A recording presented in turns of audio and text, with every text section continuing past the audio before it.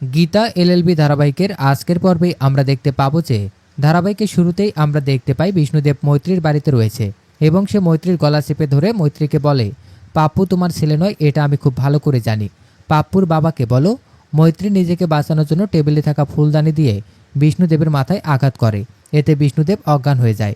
বিষ্ণুদেবকে পড়ে যেতে দেখে মৈত্রী ভয় পেয়ে যায়। তখন সে বিষ্ণুদেবের পাল চেক করতে থাকে। ঠিক সেই সময় তিমান সেন মৈত্রীকে ফোন করে এবং বলে, যে কোনো মুহূর্তে বিষ্ণুদেব সেখানে পৌঁছতে পারে, তুমি সেখান থেকে পালিয়ে যাও। মৈত্রী বলে, সে আমার সামনে পড়ে আছে, আমি তাকে মেরেছি।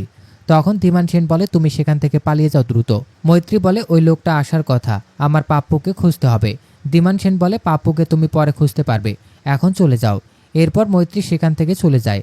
অন্যদিকে ধীমান সেন এবং থানার বড়বাবুকে দেখানো হয়। ধীমান সেন বড়বাবুকে ধন্যবাদ জানাচ্ছে গীতাকে বিষ্ণুদেবের কেসে ইনভলভ করার জন্য। এরপর বড়বাবু বলে, আমার মেয়েকে ফিরিয়ে দিন, আপনি যা বলেছেন আমি তো তাই করেছি। ধীমান সেন বলে, আপনি এখান থেকে চলে যান, আর কারো কাছে এসব প্রকাশ করলে আপনার মেয়ের লাশ পেয়ে যাবেন। এরপর সেখানে গিনি চলে আসে। বড়বাবু চলে যাওয়ার পর ধীমান সেন গিনিকে বলে, কাল সকালে পত্রপত্রিকায় গীতা এবং বিষ্ণুদেবের কেসটা বেরোবে। পরবর্তী সিনে আমরা দেখতে পাই স্বস্তিক এবং গীতা মৈত্রীর বাড়িতে গেছে এবং সেখানে দেখতে পাই বিষ্ণুদেব আহত অবস্থায় পড়ে রয়েছে।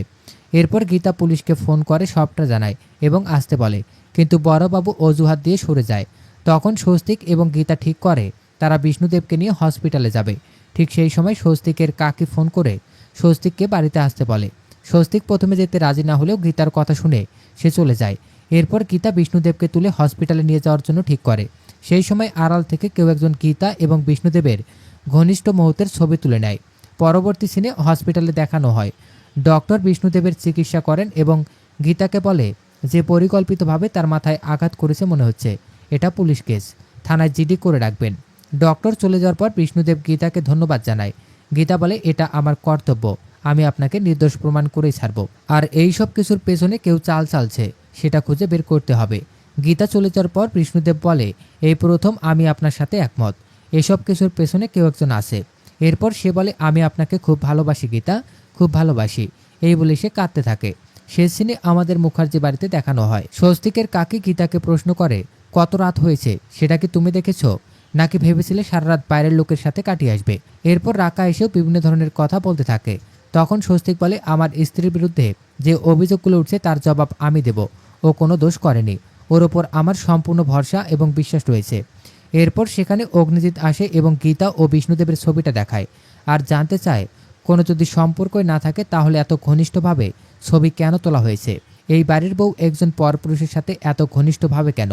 গীতা বলে, বাবা আপনি আমাকে ভুল বুঝছেন, এসব কিছু মিথ্যে, আমি প্রমাণ করে দেব। অগ্নিজিৎ বলে, এসব কিছু যদি মিথ্যা হয়, যদি প্রমাণ করতে পারো আমি তোমাকে সরি বলবো, আর যদি এগুলো সত্যি হয় তাহলে তোমাকে এই বাড়ি ছাড়তে হবে।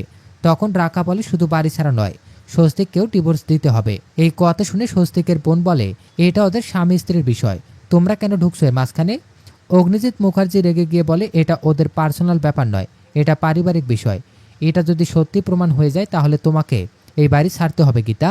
তো দর্শক, এই ছিল গীতা এলএলবি ধারাবাহিকের আজকের আপডেট। প্রতিদিনের আপডেট সবার আগে পেতে আমাদের চ্যানেলটি এখনই সাবস্ক্রাইব করুন।